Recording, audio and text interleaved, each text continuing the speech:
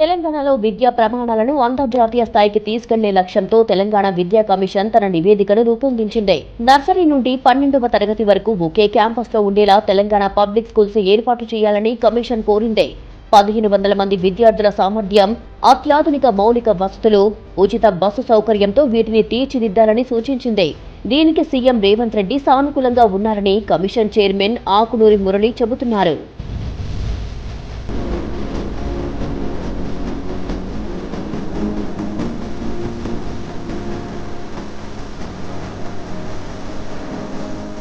ఈ ప్రభుత్వం మీకు చదువు ఇవ్వదలుచుకున్నది.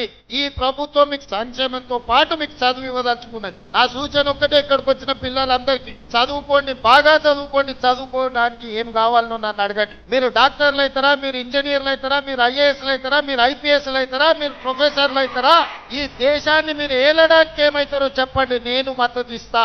మేమేమీ చేయం, ఇంటి దగ్గర ఉంటాం, మాకు ఏదైనా భూమి సార్, లేకపోతే మాకేదో చిన్న చిన్న వ్యాపారాలు చేసుకుంటాం అనేది వదలండి.